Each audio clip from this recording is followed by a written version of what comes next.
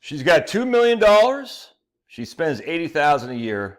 How should she invest for retirement? An email I received from a lady, and I could tell she was confused, and took a couple of emails back and forth before I finally got the gist of what was confusing for her. So I want to do this video down here. We'll bust out the PVC pipe of knowledge. We'll bust it out. The PVC pipe of knowledge. PVC pipe of knowledge. We'll bust it out because I think it's important, because I don't want her to be confused. If she's confused, I imagine other people may be as well. All right, so we want to get into this. As you can see, I have my Maine hockey hat on. You don't. All right, and because you don't, you know that's cool. In fact, I was in Costco yesterday, and some nice looking lady came up to me and said, "Are you from Maine?" I said, "Yeah, here's my digits." She goes, "No, I don't want your digits. I just want you to know that my husband used to have season tickets to Maine Black Bears hockey." I said, "Oh, okay, gotcha." I didn't offer her to give my digits. We're just goofing. She goes, and she said, and he was at the game when Maine won the national championship. I forgot what it was, like with Garth. Was it Garth Snow? Was that the goaltender? I can't remember. She goes, and they left after the second period. And he goes, he'll never forgive himself because that was the year they actually won. I can't remember if it was a national championship or if it was the Hockey East. Anyway, but Maine Black Bears number 5 in the nation right now, guy. So Chris, my man Chris up there in Maine, I appreciate you sending me this. Actually, I had my Maine hockey sweatshirt on. Chris has sent me a Maine hockey hat and a Maine hockey sweatshirt. So authentic PVC pipe, Maine hockey.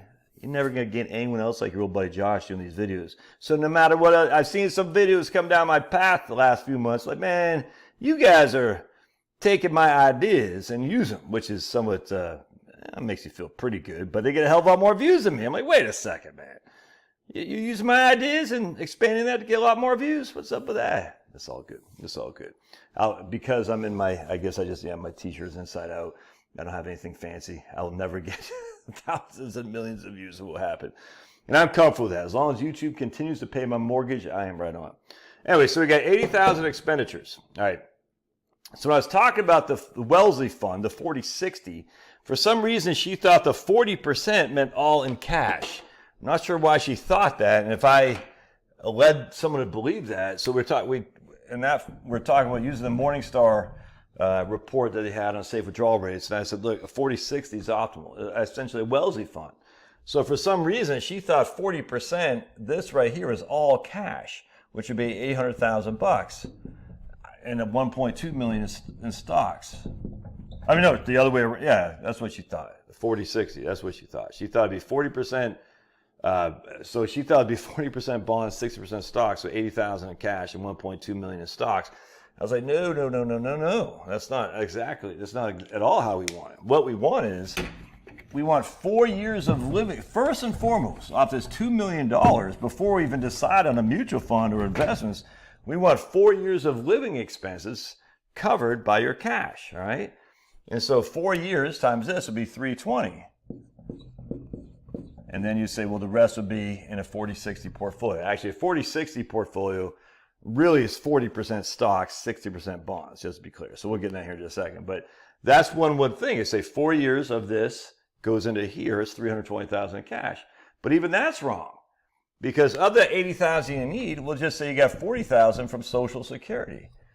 All right. So you only need 40,000 from your portfolio on any given year to pay the bills. So we don't need 80,000 in cash times 4. We need 4 times 4, which is 160,000 in cash.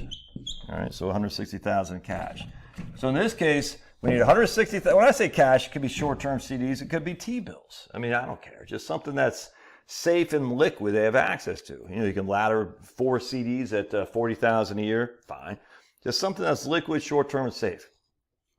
So in this case, we have 1.84 million left over. All right, so we have 4 years of cash because we're getting 40,000 from Social Security. We spend 80,000, which means our portfolio only needs to cover us for 40,000 a year.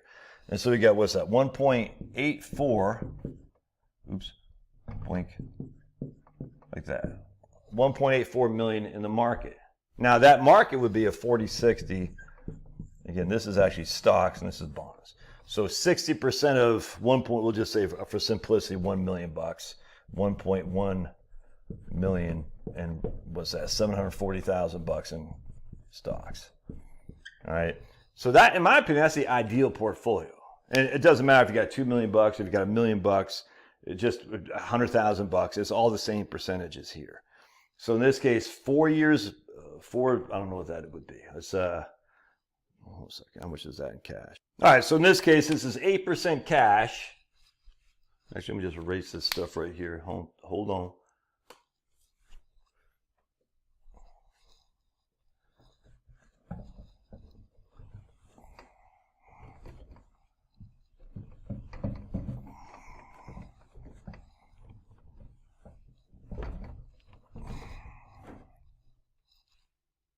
There we go. So I hit, all right, good. I guess I didn't hit pause. So we've got 8% cash. We've got 92% and a 40-60 portfolio. All right, so in that case, we just do 0.92. What do we do here? We do, hold on a second. There we go. We do 0.4 times 0.92, 0.6 times 0.92. That gives us roughly, what does that give us? 0.4 times 0.9 is what, 36%? Yeah, roughly 36% in stocks. And that gives us, what's that, 54% roughly? Yeah, something like that. What, roughly 54% bonds. All right, that's a pretty good portfolio, man. That's a pretty good portfolio. You got, at the end of the day, you got, what, 160, I can't remember what it was, 1.1, and what, 800, something like that, 800,000 cash, bonds, stocks. In my opinion, that's a great portfolio. I mean, it's tough to go wrong there, in my opinion. I mean, obviously, I'm 54, I'm still working, so I don't have this much in bonds. I don't want to have that much in bonds because I'm still plugging money in.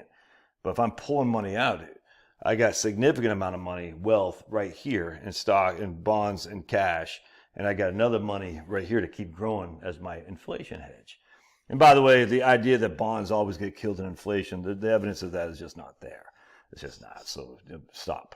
I mean, just show me the evidence. Well, don't you know? No, show me the evidence. I want to see real world evidence where bonds got killed by inflation. And you can't because it doesn't exist. All right.